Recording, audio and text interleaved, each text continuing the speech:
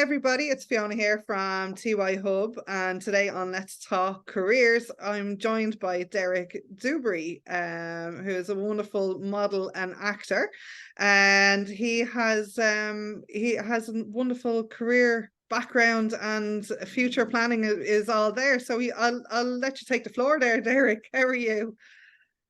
Well, I think I'm far from typical in terms of modelling or acting, in that I didn't start doing either until I was 50. I'm 57 now.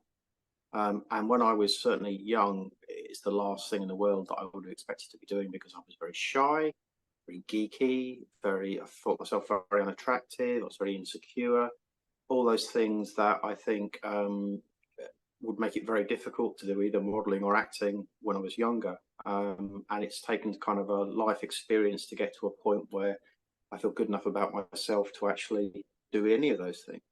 And it's such a confidence game, either modelling or acting. It is very much about confidence and the ability to be natural and not to be embarrassed. And you found that through your previous career, you had your boss kind of put you in front of something, and as a spokesperson, and that kind of got you out of your comfort zone. And kind of a weird thing. I ended up. I'm a civil servant in my day job. We can talk about the importance of having a day job. Because I started doing pieces to camera for press coverage for the job. If something happened and we needed a media spokesman, nobody else wanted to do it, and I was actually quite comfortable doing it. I for whatever reason, at that age, probably in my later 40s, I was very comfortable talking to a camera and could string the odd sentence together, and it sounded okay. And from that, I was then asked. This is kind of bizarre. I was then asked by a guy who worked for the BBC whether I would be interested in filming something for BBC Daytime. Okay. And we did this kind of it was kind of a true crime type thing. We filmed this kind of teaser trailer to sell it to the BBC. And it was very it was yeah, everyone loves it, it's gonna be, it's the 6:30, the best daytime slot, it's the Michael Portillo train slot, everyone loves it. And then, having gone on for months of everyone loves it, we're talking 20 to 30 episodes a year, then the entire management of BBC Daytime changed over the course of the summer, and it went into somebody else's idea, never to be heard of again. It went into the filing cabinet. It went into the filing cabinet, and I think probably somebody else has done it by now. And it wasn't, to be honest, it wasn't really what I was that interested in doing. But it's difficult if someone says, "Let's do that," to say no, I'm not interested, because it was relatively, it was potentially easy money if nothing else, which is always good. But after that, I thought, the fact that people did actually like it and thought I had some sort of presence on screen, maybe I should do something with that. It'd be a shame to waste it. And about the same time, I was at a party in Belfast, and somebody approached me from a model agency and said, "Would you be interested in working with our agency?" And I thought, yeah, why not? Because at that point in life, I had that sort of confidence. Honestly, I was such a geeky child, such a geeky teenager. I had no self-confidence at all. I couldn't, I would struggle to speak to people. I would get so shy about things. And the biggest thing, I think, about being a model or an actor, and modeling helps with acting, because what it does is it gets rid of any inhibitions you might have. Because the key, I think, certainly for me, to any sort of acting is being natural. And if you have inhibitions, which I did when I was younger, you really can't act or model, because you're too worried about what other people think. And it's absolutely key not to give a monkeys about what other people think. If you look stupid, you look stupid. Okay. We're talking to an audience that are 15, 16, maybe 17-year-old students all across Ireland. And it's a fantastic year for them to have, but they do a lot of the schools would do the TY musical or the TY play, whatever, whatever Yeah, drama it is that they're doing. And a lot of kids or teenagers, sorry, would probably not feel comfortable in getting up on stage. But do you reckon like something like that, like what you're saying, if you are shy, still get involved, still, there's other ways yeah, around and kind of help out in the background, and it might bring you out of that comfort zone in a yeah, good. in a good way. And I think one of the benefits of social media now, and I know there are a lot of negatives as well, is that people do get a lot more comfortable in front of a camera, even if they're just filming themselves. And they know what they look like on screen because they're constantly taking selfies. And I did the same thing, later in life, admittedly. But you know what you look like, you know what your face is doing. Mm, Sounds weird, but if you're modeling and acting, it's quite important to know what your face is doing and what looks natural and what doesn't. mm. How to smile naturally. It's not like this. That's not a natural smile. Um, so those things you can kind of learn, and you can maybe you can learn those at home by through social media or just taking photographs or film of yourself. But it's so important to get over those inhibitions because a lot of, for me, the best things about acting are those really things that reveal something about you, your sensitivities, your insecurities, and it's being not afraid to show those things. If I Mm. want to do a love scene with somebody, how embarrassing would that be for most 16, 17-year-olds? Very embarrassing, I would say. But the key is to enjoy that ability to express yourself like that, to open up like that, because that's really what people want to see. You know that openness of the Mm. person, whether that's modeling or whether that's acting. It's the ability to project something of your personality to the audience. I'm And not a performer. Lots of people are performers. Lots of yeah, actors are performers. They like the attention. They like the oh, look at me type thing. And I've worked with people like that doing those performance type things, and that's really not me. I'm shy about those things. I like the separation of a camera or a film camera or whatever between me and the audience. I'm not that comfortable dealing with people. okay, I can talk to the camera all day. I can, there could be a whole crew around, and I can talk to that camera, and yeah, it can just be me and the camera, or me okay. and the other actor, or me and the other actress, and I can forget about everybody else. But if Hmm. you ask me to sort of like dance, oh, I'd rather curl up and die in a corner, because Yeah. that's just I'm You just you know, that's but not me. you have that like age can be a cruel thing, but like when you do have age behind you as well, you do have experience, and like you said, Yeah, what your body does, what your face does, your personality, your do's, your don'ts, your likes, your dislikes.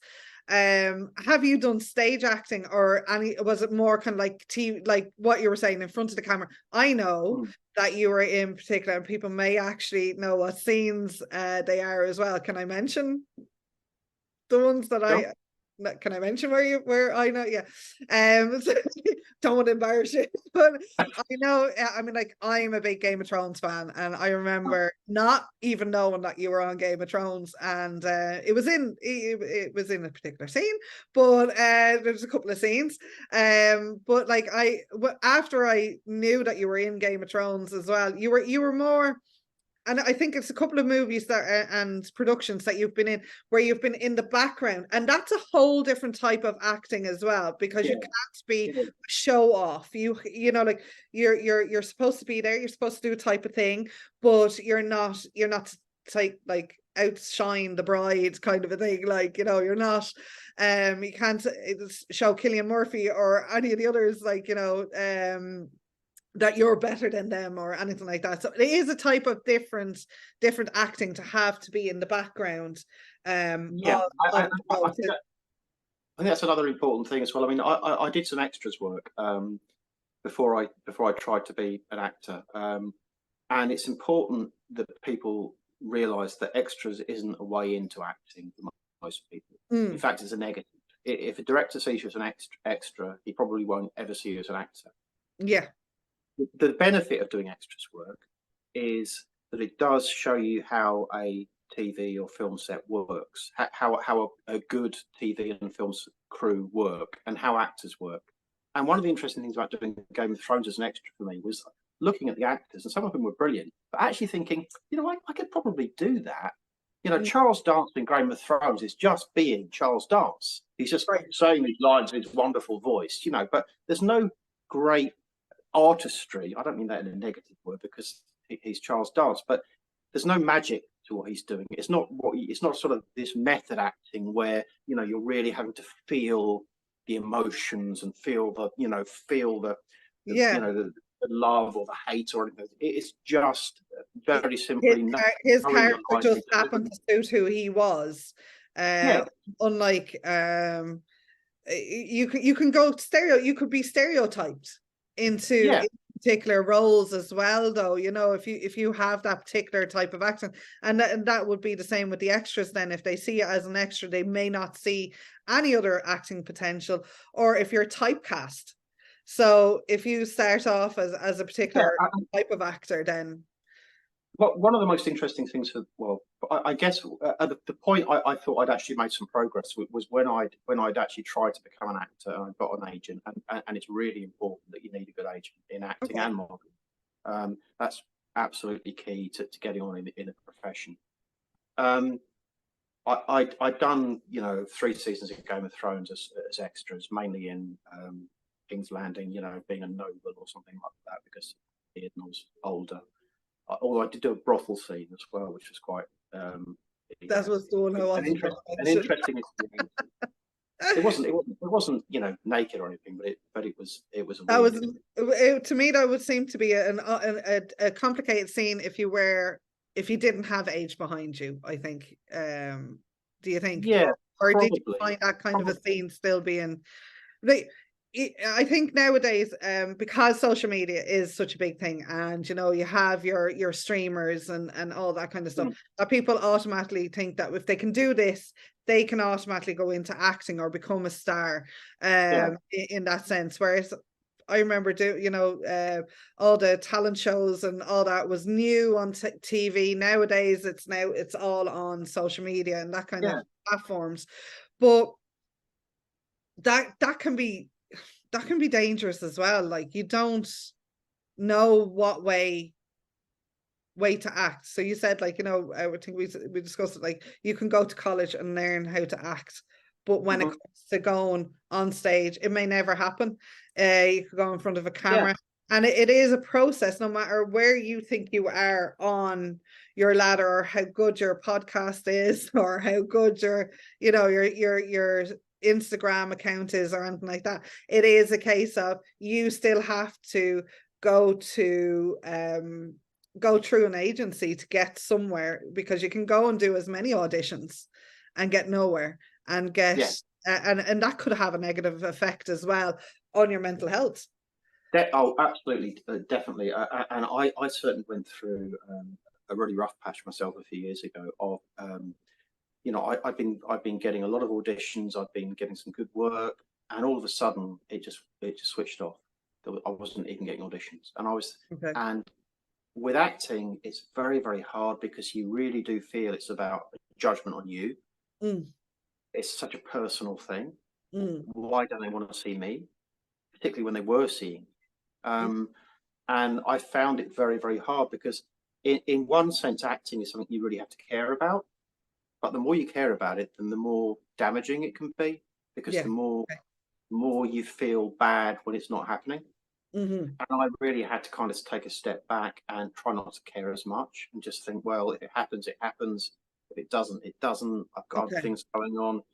And I think that's a key thing. If people are thinking of acting as a career, from a young age, there are so many really good actors who are not working. And the number of who are actually doing it full time and making a living from it is fantastically small, particularly when modelled in Ireland, Northern Ireland. I mean, I know a handful, probably not even a handful, a very, very few models in Ireland who can do it full time. The Okay. rest of us, the rest of us just do it when it comes up, because most of the time it doesn't pay very well, particularly in Northern Ireland. It pays appallingly well, badly. But the south of Ireland is a bit better. If you get a TV ad or something, it's good money. But that might be the only TV advert you ever get. Okay, you might get 10,000 euros, but that's kind of a one-shot thing. Because if you've done that one ad, say it's a high profile, let's say you got a part in a VW advert or something filmed in Ireland, that one ad that you might get 10,000 euros for might rule you out of every other ad ever, because you're Okay. seen in that one ad, you know, and then nobody else will want to employ you because you are the face of that ad. So it's That be fantastic. almost fallen into the category of typecast then? Not so much typecast, but it's kind of a brand thing. If you are the face of a particular brand, Yeah, you know, yeah. I done a Bar Island ad some years ago. Even though it's, you know, I'm on screen for like half a second, that effectively rules you out of every other supermarket advert that's shown in Ireland. Okay, yeah. I've done, you know, a hotel advert for this dog is of course barking outside. I've done a hotel advert for a chain of hotels in Northern Ireland, and that kind of rules you out of not only hotel adverts but potentially tourism adverts as well. So it's all these things. If you've done that, or if you've done one alcohol advert, you can't do another alcohol advert because they'll ask you, have you ever appeared in blah blah blah, and if you have, that's it.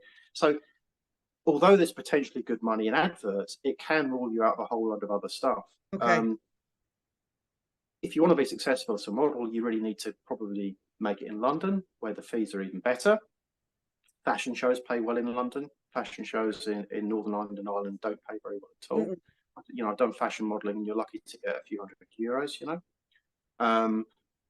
So these things really are very difficult to see as careers. That they are maybe something you can see as a hobby or some pocket money, but career-wise, even if successful, and I know, you know, a few very successful models, it's not a full-time job. Even, you know, I don't know, 3 or 4 Miss Islands, none of whom are professional models, and couldn't, you know, they have other jobs, pharmacists, air stewardesses, they all have other jobs, because you would starve to death in this country, you know, on what modeling fees are.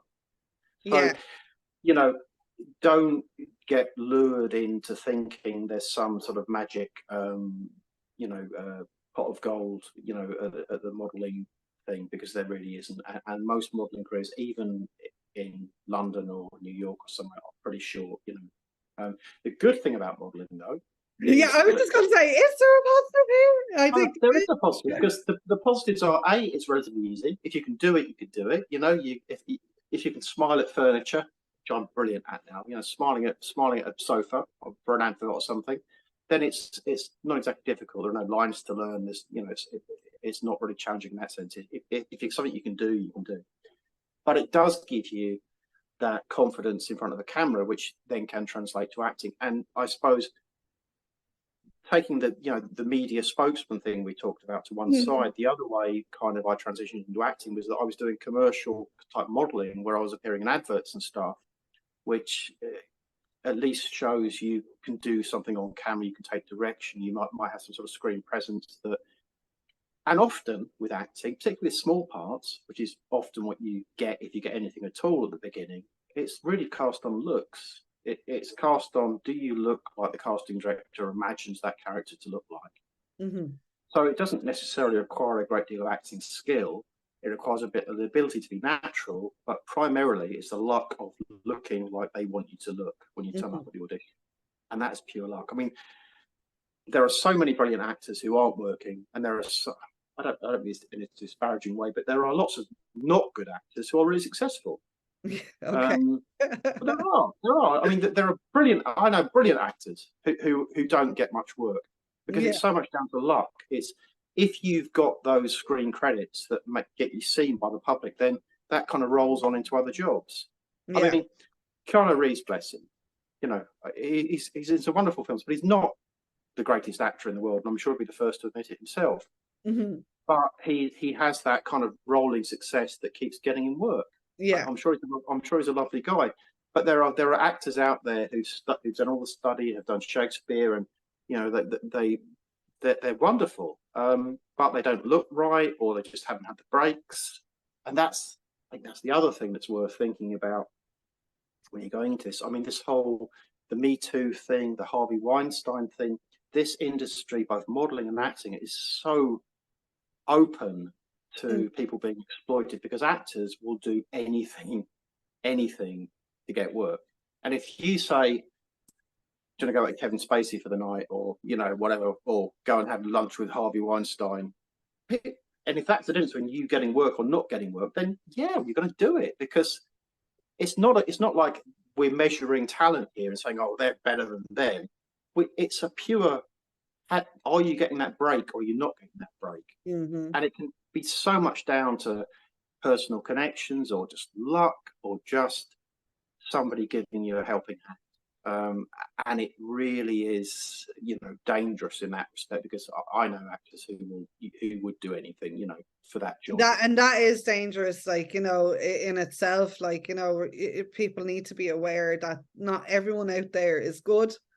Not everyone has your best interest. I think it's a very from what I can see, like, the modeling world can be a very cruel world. The acting world can also be a very cruel world. Like, business world can be cruel, but there's, like you said, there's a personal side of it, because you take your acting and you take your modeling in as a personal thing.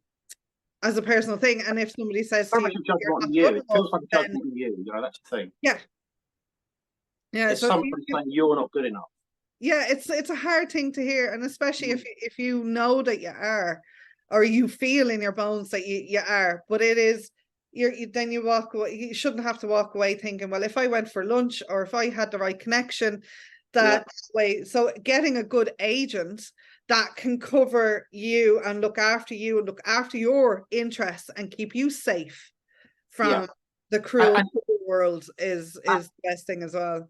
And that it's worth talking about that agent thing, because an agent is key in both modelling and acting. You can work without an agent, but generally speaking, a good agent will get you work, or at least get you auditions, and that's all you can really ask for. You can only ever, if you're getting seen for work, then I'm happy with that. If I'm getting seen, I'm happy. If I'm not right for the part, that's fine, but I want to be seen. At least I want to be in the mix.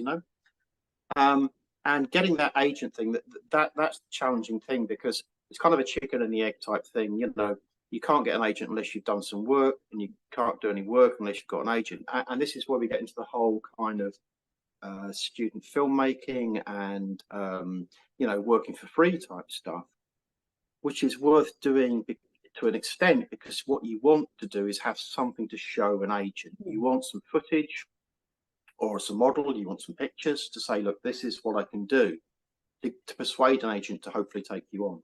Yeah, so build your profile and your CV. Build your profile. Be smart about it though, because if you look at the project, or if you look at the photographer on the modeling side, and you think, I really don't think much of your work, I don't think I'm going to get anything out of this, then don't do it. I've done so many short films, like student films and stuff, where I've got nothing out of it at all, because the technical limitations of what they've done just haven't produced good enough footage that I would be happy showing anyone. So you really have to try and kind of pick your projects, unless you just love doing it, which is great. If you just love acting and you don't really care, what the final outcome is, but you just want to be involved, that's great. Good for you. Knock yourself out. There's plenty of amateur drama societies around as well that you could get involved in to do. I mean, like, I know our local one definitely has gone from not just doing stage on one act shows. They've because of COVID, because of lockdowns, they've had to rethink things as well, and they've done videos, and that has brought a huge amount to the communities as well. So with the Amdram as well, there's schools, like, you don't have to go to a college. There are schools, like, classes that you can take, and schools that you can go to. You've done some of that as well, though, to help you learn different styles. And I've done something. I haven't, I've done some stage work. I haven't done a great deal of stage work. I kind of did some stage work just to prove to myself I could do stage work. The challenge with stage stuff is you've got a lot of lines to learn. You know, screen stuff you have lines to learn, but generally speaking, it can be broken down into very short scenes, so Okay, it's yeah, easier. never thought of that. It's easier to deal with. You know, you literally can look at your script and do the scene. Look, and it might just be like 2 lines or something. Whereas if you're doing a stage show, I find maybe it's an age thing. Learning a script is really hard work, and you Well, have to bear that I in mean, like mind. if you throw your mind back to being in school even and having to learn, well, we had the Merchant of Venice and Romeo and Juliet, having to even like try and remember sections of that for your exams, like that was daunting enough, you know. Yeah, But absolutely, it, and even more daunting. that's what you need then to have on stage. You'd need to Yeah, know a whole lot, not just remember certain parts of it. You need to remember the whole and what that other person is doing in the next scene, so that you know yeah. you're coming on. There's no one prodding you to go on or anything like that. Knowing it well enough that it's natural. I mean, natural is the key. You know, knowing it so well that it really does trip off the tongue without you appearing to have to think about it too much. Yeah. And I think this is the other thing from the professional point of view. If like me, you have another career that basically pays your bread and butter, stage work is actually a lot harder, because if let's say I wanted to get involved in a pantomime or something at Christmas, that's 6 weeks of rehearsal. Never mind the actual pantomime itself. So that's an awful lot of time away from my day job. Yeah. Whereas if I got a TV part, it might be 1 day's filming, no rehearsal, turn up, know your lines, 1 day shooting, Okay. and you probably get paid the same for that as you would for the entire pantomime. So you know that's the that's the economic reality of it. If you are going to commit to acting as a career, then yes, you can do that stage stuff, providing you get cast in it. But it's a lot of time for a relatively small amount of money. Whereas TV and film work can be, you know, €1,500 for a day, and it's literally just a day. You know, Yeah. you're in and out, and it really doesn't matter how much. You know, that could just be one line, and it's the Yeah. same sort of money.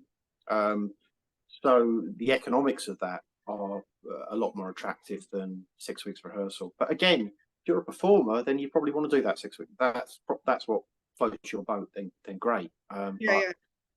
it's not an easy way to make money, I would say. And you know, there are so many unemployed actors out there. So you know, you've got to go through that whole process just to get involved in it. You know, playing something in Jack and the Beanstalk, you know, for 6 Yeah. weeks. Yeah. And Well, no matter what side of it that you're going on. So absolutely, and I think, you know, doing an acting degree is certainly a way into getting yourself an agent as well. You know, a lot of agents. This isn't from my experience, but I know from proper actors.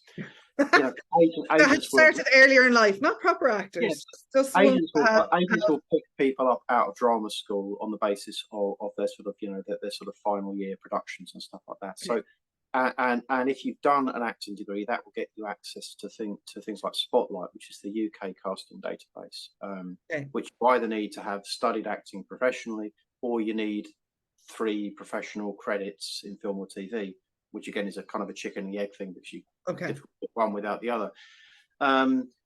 So yes, certainly, you know, I wouldn't discourage people from studying acting. I wish I had the balls and the ability to do it when I was younger, but it's not a full-time job for most people that do that. You just have to, if you go into it recognizing that you might not work very much, and you're happy to do the degree anyway, then great. But so there's so much luck involved in being a successful actor, and there are so many successful actors who never studied acting or never completed their careers. There are lots out there that fall into that category, and there are quite a lot of actors who only became successful much later in life as well. People like James Gandolfini, you know, Tony Soprano, you know, only found stardom, you know, relatively late in his life. And people like Toby Jones, you know, who seems to be in everything at the moment. You know, very quirky sort of character actor who's in the Detectress and the new Indiana Jones film and all sorts of stuff. I remember him playing, you know, having like one line in a Poirot, you know, a Poirot episode back in the 80s, and it can be that kind of thing where you have to find your time when all of a sudden you are the face that people want. You've got that quirky look that people want, and it's this is the other thing. I think a successful actor once said to me, that the industry eats attractive people. It really does. I mean, just because you're a gorgeous looking girl or guy, acting, if you go to an audition, if you go to a casting for model, everyone is like ridiculously good looking, and it's just like depressing. Okay. You Okay. know, Okay. because that a lot of people in the industry are like that. They're just gorgeous people, and you go along and you feel, my God, this is who am I to be amongst these sort of people? So just because you think you look great and stuff, it doesn't mean very much at all, because how are we going to pick you from another load of gorgeous looking blonde girls, or gorgeous looking tall hunks of men? It almost helps if you're look a little bit different, a little bit something else about you. You have to have that something else. Yeah, I think it's like some sort of personality. Yeah, you can't be an empty shell. No. You have to bring something to the table. Yeah. Looks can fade, or looks can suddenly appear when you're in your, later in life, that you become more either rugged or handsome, or your facial features do change anyway, from when you're a teenager. Definitely. I mean, if you saw me when I was like 15, you wouldn't, I was a totally different looking person. I didn't look anything like I look now, thank God. But I think, the other thing to bear in mind is, and particularly with young girls, what agencies are looking for, particularly on the modelling side, they're looking for natural beauty. They don't want loads of makeup on, false eyelashes, fillers. They want someone who looks great without any makeup at all. Yeah. So all the stuff you see on Instagram with, all the makeup and stuff, agencies are not going to be interested in that at all. Agencies want you to be naturally beautiful or naturally attractive. So I see it myself on sort of like modeling groups and Facebook stuff, girls who think they're the bee's knees, but that's really not what agencies are looking for. Agencies are not looking for someone who looks great with all the makeup on, because a lot of people look great with makeup on. They're looking for someone who's naturally beautiful, that can be a natural beauty, or they can wear makeup and look beautiful. So it is, like you have to have that. Natural beauty is in the eye of the beholder, is a very old saying, and everybody has some. Okay, 99.9% of people in life have one point that is beautiful, even if they don't think it is. You can have your eyelashes, your eyebrows, your everything like that, but when you take that off, you have to have something there. You have to be able to smile through your eyes. I mean, you can be beautiful and not have a single ounce of emotion in your face or in your eyes, or you could have literally the one look, and that's not what an agent, a model agency would be looking for, or a photographer, or a brand, or anything like that. You just and it's certainly not that pouty looking into the camera thing. That's just, you don't want any. Exactly, nobody wants to see that in terms of casting. Bringing us on to photographers and the importance of portfolio stuff, whether you're an actor or an aspiring actor, or whether you're an aspiring model, you need to find photographers whose work you like, who can take pictures of you that you can either show a modeling agency, or you can use as headshots for your casting for acting work. Because often on the acting side, the only thing a casting agent's going to see is one photograph of you. Yeah. One photograph of you looking however you're going to look. And obviously you don't want that look to be too extreme, because that one shot has to cover a whole range of things. But it's really important to find yourself a good photographer. Now, if you're lucky enough to find a good photographer who will shoot for free, then great. If it's a really good photographer, they're probably going to charge you. you know, and it's worth But you paying. look, but you don't just go off and pay them to do your photos either. You have to look in investigate and do your Yes, research in you've who got to do your research. You've got to like their work. You've got to know it's good work. And I made the mistake when I first started modelling. I got some shots done by a guy who was honestly awful. I could have taken better selfies, you know, with my phone. And the headshots I ended up using were actually taken by a very good guy in Dublin who did them for free because he liked my look. And I still use those headshots 5 years later, which I probably shouldn't. But it's really important, as you say, to research your photographer, to maybe to speak to people who've worked with them before, but to know what their work is like, to know that you really think their work is good quality. Yeah. And a good photographer can also bring stuff out of you. I mean, a photographer taught me how to smile naturally. You know, I thought I could smile. I can smile on, you know, I can smile. I think convincingly on cue now, and it to look natural, to look warm, and that also translates to acting because I can, you know, whether it's an advert or a scene, I know what my face is doing. I know what looks natural, and that's learned through modelling, and that confidence that comes with it is learned through modelling. You know, people like Joanna Lumley, who I think is a very good actress, but she was a model. You know, she came to acting through modelling, and what she has is that self-confidence that modelling gave her, and the ability to be natural on screen. And that's for screen acting, that is the most important thing, I think, the ability to be natural, the ability not to overact. Stage acting is very different, where you're projecting to an audience. To some extent, you have to overact because otherwise people aren't going to see it.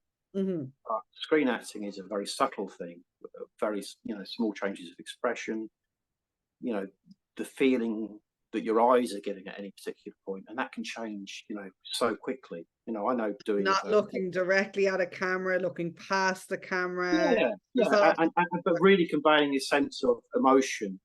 You know, if you're modelling, it might be looking directly at the camera, but there can be split-second difference between one eye expression and another eye expression, but knowing how that works, you know, between sad and happy, and you know, the whole range of emotions, but trying to do that subtly through your facial expressions, as opposed to leering into the camera like a pantomime villain, which I can also do.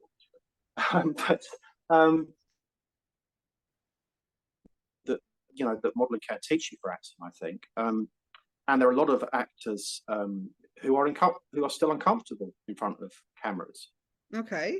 Because they haven't got that, maybe the same background in modelling. Because that, if nothing else, it gives you an awareness of what the camera's seeing and what the camera sees in you. And just, I mean, I've done such ridiculous things modelling that it really did get rid of my inhibitions. So I remember doing a hotel launch once in Belfast where I literally had to walk about wearing a short negligee, smoking a pipe, and with a monocle in front of lots of people. And to make matters worse, this was filmed and projected on the side of the hotel for a good year afterwards. Okay. So if you can do that sort of ridiculous thing, it really does. And any worries you might have about people laughing at you if you're acting, because that's, I think, particularly as a younger person, looking stupid in front of other people, you've just got to forget about that and just enjoy the ability to create some sort of emotion in other people, and just go with that and just not care what anybody else thinks. Just believe in yourself, believe that what you're doing is good work, and that people will see that. Yeah, it's just, I wish if I could go back and tell my younger self anything, it would be, don't care what other people think, because be a bit goofy. Yeah, once you don't care, it's so freeing. Yeah, in what you can do. You're no longer worried about failure. You're no longer about people judging you. You know, it might be rubbish what you do, but it's better to try than not try. Yeah, but it's also, isn't it? There's an old saying as well. Again, here I go with my old sayings. You know, if you love what you do, it's never going to be a job. Yeah, you know, so you have to enjoy what you're doing. To could you imagine? You don't like acting. You don't like, you absolutely hate what you're doing, it shows in your face. Yes. Like, you can have the worst time at home, but once you walk out of the door, and I think it's in every career that you have, whatever path you choose, though, there is a slight bit of acting that you need to do. Like Yes. like I just said, like you could have the worst possible thing at home. As a parent, you could be giving out to the kids and the phone rings and you have the phone voice and it's like, oh, I Mhm. could go away, don't be doing this, don't be doing that. Mhm. And then the phone rings and it's like, hello. Yeah. It's all of a sudden everything's fine. And if you smile when you're on the phone, it projects through your voice, how you speak to people, because if you go into sales or anything like that where you have to deal with people on the phone, there's acting involved in that. Because if you smile, people will automatically on the other end of the phone smile back at you and have a nicer conversation, Yes. and And leave your bad stuff behind. Like you can't go into acting. So when you're working in a career, you're 9 to 5, or you can hide behind the phone, you can hide behind the screen, but when you go out and you're doing acting and you're doing modeling, you can't bring that with you. You have to go out and you have to do what your director says, what your photographer yeah. says, and put that, you can't pretend. Your eyes will give you away, Yeah. type of thing as well. So is there anything that, like, is there anything there for students for going forward that they could try doing now that will help them into the future? Like I said, like, picking up the phone, and putting a smile on your face when you're having a conversation, especially if you're doing sales, it can help, bring that to the next level, especially when the other person on the other side is not a happy-go-lucky person. Yeah. I think ultimately the thing that probably helps you more than anything else is developing some sort of confidence in some aspect of your life. If you're happy, if you know you can do something well, then that, I think, can translate into the ability then to be confident in other things. If you're always not going to be confident, if you're shy like I was, it's very difficult to do anything other than be shy. Yeah. If you can find something that helps you to be more outgoing or more self-confident, then I think it's a big help with acting and modeling, because it's all about confidence. It's all about, say, the ability not to care too much what other people Mm-hmm. think. Because if you did, you'd be, honestly, doing a fashion show in some, um, shopping centre or something. It can be soul destroying, because there might be like half a dozen people watching you, and you're walking Yeah. up and down in some clothes that you hate, but you have to, smile and make it look like you're enjoying it, and try and sell the whole thing. I think maybe one of the last things I would say is the importance of professionalism. Um, and by professionalism, I just mean turning up on time, turning up prepared. If it's acting, knowing your lines, Mm-hmm. being approachable, being cheerful, being positive, as opposed to turning up with whole lot of moans about what's gone wrong with your day or why you don't like this particular job. God, I'm sure I'd be guilty of that before. But so, a successful actress said to me at a class in Dublin a few years ago, if you're not half an hour early to the job, then you're late. And Okay. that's really what I work on. Always aim to be at least half an hour early, just to give you a bit of wiggle room, and it's just professional. Just turn up on time. You know, look as nice as you can. If there isn't a makeup artist on the, if it's a modelling job and there isn't a makeup artist there, make sure your hair and your makeup, or you just look clean. And again, I've seen people turn up stinking. Models turn up stinking for shoots or fashion shows, and it's just not professional, and people No. remember that stuff. Yeah. So again, maybe it's a thing. It's older people as much as younger people, I'm sure. But if you're going into that, just remember professionalism is important. Be prompt, know your lines. If they've asked you to bring stuff with you, like clothes and stuff, then bring what they've asked you to. Because Yeah, they can do that, especially with modeling, to bring particular type of shoes, yeah. Well, and color shoes, and always have like a nude pair and a black yeah, pair. Yeah. for girls, and for lads to have a suitable shoe. Yeah. White t-shirt is always kind of handy to have as well. So, Yeah. you know, Suitable shoes. what would be Sometimes, your top tips to bring with you, even if they weren't asking you to bring it? well, as you say, a selection of shoes, obviously underwear, but just stuff like, You I know, you mean, wouldn't actually think of that, would you? you will. But I've been to shoots where they've asked you to bring, where models have been asked to come wearing suits, and people have just turned up. Well, I haven't got a suit. It's like, really? And people have ended up borrowing. I've bought like a choice of suits, so someone's worn, my extra suit or whatever. But Mm, again, that's just not, to me. That's just not a professional approach. yeah, I think it's also little stuff like pocket squares. If you're doing a fashion shoot, just little accessories that maybe you can change things up a bit, or braces for trousers. yeah, okay. It sounds a bit old-fashioned, but actually, the good You thing can about do a lot braces, with braces, really. well, the good thing about braces as opposed to a belt is that if the trousers don't fit quite right, you can adjust how they hang with braces. You can't adjust how trousers hang with a belt. If you're Okay, wearing a belt on trousers, basically they sit on your hips. yeah, That's where they're going to sit.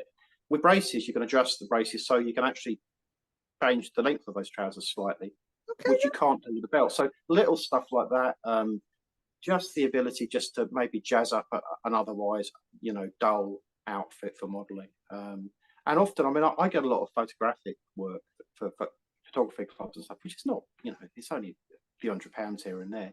But I get that on the basis of clothes I have.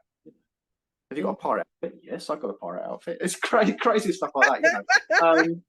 It's But nothing to do at all with the modeling or acting. Sure, it's not. You just like having all those kind of outfits. well, obviously I do. Having a Yeah, bit of fun. but it's, if you're not working very much, that extra, £100 every couple of weeks can be good. Yeah. Particularly, and it gets, you've then got shots that you can show other people, which leads to more work hopefully, and so it's just trying to contacts as well. And that's a really important thing. Develop contacts. Whether it's through, Building a network.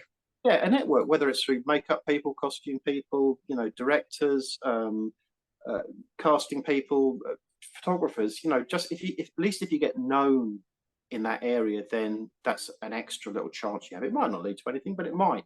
If nobody knows you, it's never going to lead to anything, is it? At least No. if you're known, people might all hate you, and you won't get any work anyway. But somebody might like you, and it might help.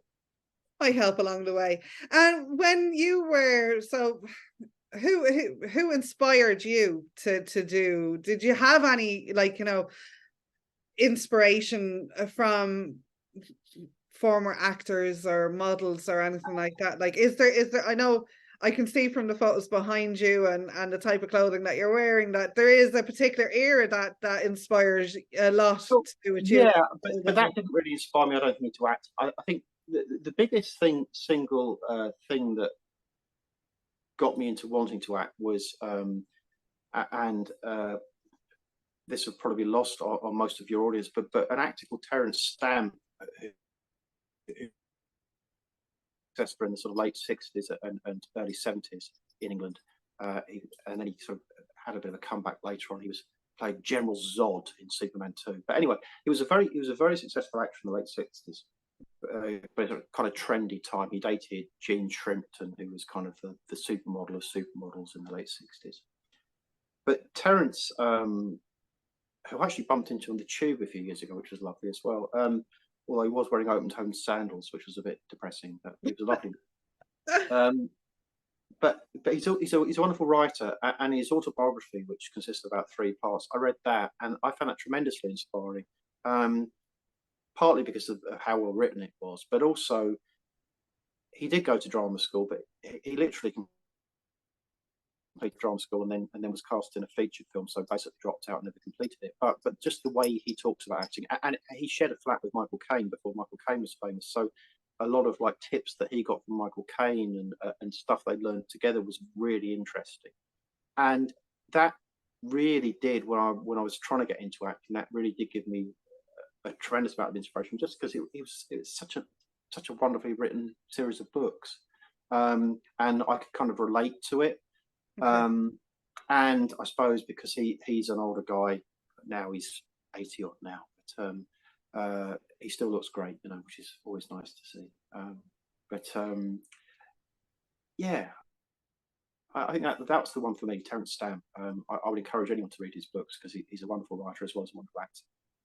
When you're going to different parties or, you know, castings and stuff like that, and you come across different models and different actors, doesn't matter what age they are, everybody has a bit of advice for each other and can talk to.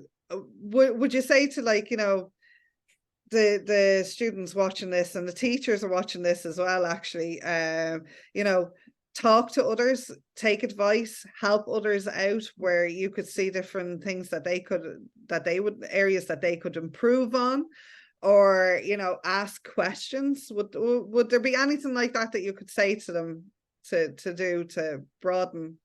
I think at the end of the day, That they could start doing now, kind of, well, not maybe not right now, but like throughout everything, even if you're not going down that path, like, you know, people. Well, I think one of the things, filmmaking has never been easier than it is now. You know, if you and a group of friends wanted to make a film, you literally can film a feature film, and it's been done on an iPhone. Yeah. You know, the quality of mobile phone footage now is so good that you can actually, with a group of friends, make a film. If you're interested in that, then do that sort of thing, whether it's directing, whether it's a cameraman, whether it's a sound person, whether it's makeup. If you are really keen to get involved in this, then why not try doing something like that? Because you'll never know, particularly as an actor, whether you can do it until you actually see yourself on screen. You think, oh my God, that's awful, or that's brilliant, or oh my God, I'm just the next, you know, Kenneth Branagh or Olivier or whatever, you know.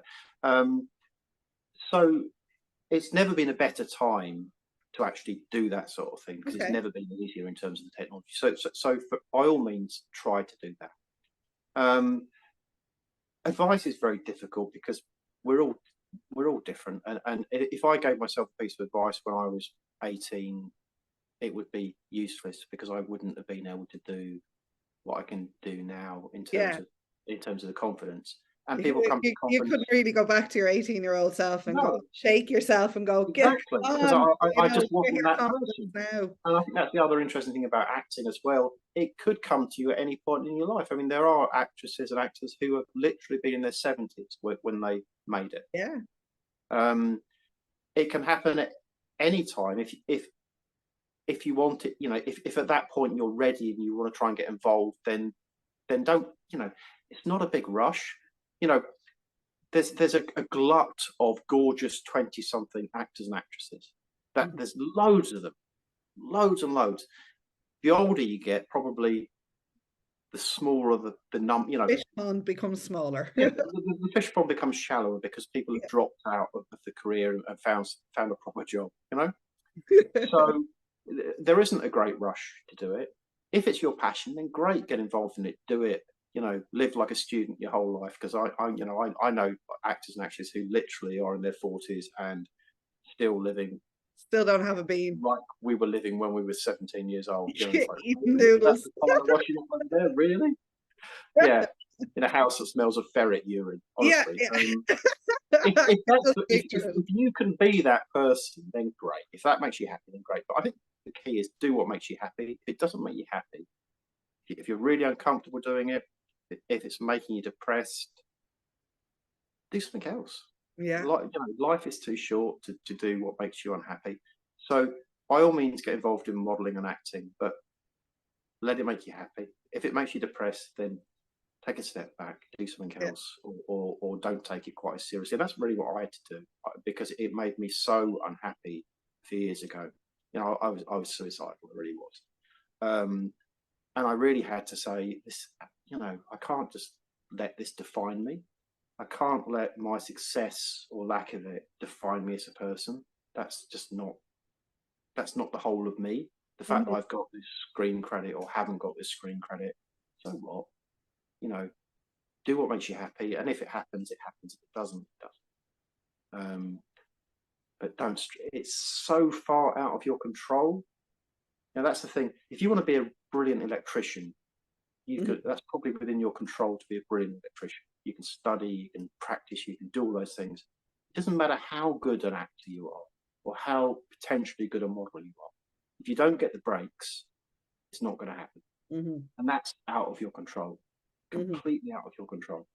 If nobody sees you for that part that may have made you famous, it doesn't happen. That's not your fault. That's just one of those things. And you have to kind of just bear that in mind. Yeah. You can only control what you can control. You can put yourself in the right place, but if it doesn't happen, you can't get too down about it, because it's not about you. It's about what they were looking for on the day and what mood they were in on the day. And they wanted a blonde rather than a brunette. They wanted someone younger rather than somebody older. All those things, and you can't do anything about that. All you can do is just turn up and be as good as you can be. But don't let it feel it's a personal criticism of you, because it's a dangerous road to go down. Yeah, definitely. I mean, I absolutely love chatting to you, Derek. It's you know, you have a personality. I can't believe you weren't shy. There's no way you were shy as a kid. I was really shy. Honestly, I could send you pictures of me at school. It was Dorksville Central, and you know, I was terribly shy, and so insecure. And it literally took me 40 years of my life to get over that insecurity that I really developed mainly from I think wearing glasses as a kid. I wore glasses from the age of 2. I had a squint. Mentioning glasses now. Come here. What did you win an award for? I did. I won Spectacle Wearer of the Year, UK and Ireland, in 2016. Yeah. 12 doesn't it? 12,500 people entered, and I won £10,000 and a trip to New York. It was very good. Fantastic. And a lovely dinner full of Z-list celebrities, none of whom I recognised, but my girlfriend made her happy. Although Twiggy was there, I recognised her, and David Dickinson, I recognised him because he was orange.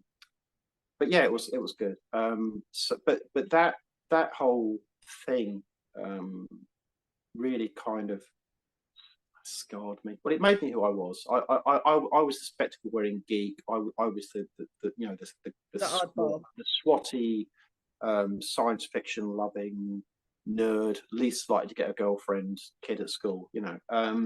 And it really took me most of my life up until my later 40s to get over that. And that's the thing. I mean, we're all, I think, all of us, to some extent, trapped by what happened in our childhood, whether we like it or not, where we think we are or not. Those early experiences really do kind of define us. And that's why I didn't have that confidence to do. I did theatre studies A-level at school. But really, it was very much sort of behind, it's directing or behind the scenes, and it wasn't any idea of acting. If someone asked me to read out something in class, I would get too shy and fumble my words. Want the book to eat you up. Yeah. But now, if you said, walk down the road in your underpants, Derek, and we'll give you yeah, I'll do that. But you change as a person, and I think, as I said before, and that's the thing. These things can come to you at any time, so don't necessarily think you have to rush into it. Because I say there are so many gorgeous 20-something-year-old actors and actresses, and the world probably doesn't need many more of those, because it's a really fiercely competitive environment. So you go to model casting, and it's just like wall to wall, beautiful people. Yeah, you have to have a very strong personality and very confident to not even strong, but you have to be strong as a person, I think, to get through that. And the important thing as well, Derek, is when it hits you and you hit the low, it's so important to speak out and to talk to somebody and find somebody that you can confide in and help bring you out. The world is a way better place with having you here. And I think my hungry cat agrees with you. It's very hard. But I want to thanks a million for joining me today for TYHub Let's Talk Careers. I mean, like, it's fascinating. It's a 7-year career for yourself. There is another career there that you've had your whole entire working life. It's wonderful to see, and do you know what? I know you've done different sketches, and there's some of them up there, and I know when you walk through Dublin Airport, you might have seen your picture up on a poster, seen your face. You're instantly recognizable, and you have such a lovely personality, and I hope that all the That's very advice kind. you've given today will stand to students all around Ireland, whether they decide to go down the modelling or the acting route. Or I think that you've given some lovely advice that will go with anybody through any part, of life. Your tips of professionalism, or your lovely tip of if you're a half an hour early or late already. There's fantastic bits of advice there. Always do your research, always be on time, be courteous, be professional, in no matter what way you do, or what path you take in life. Enjoy it. I think Yeah, that's absolutely. And dorks of the world unite. There is hope for us all.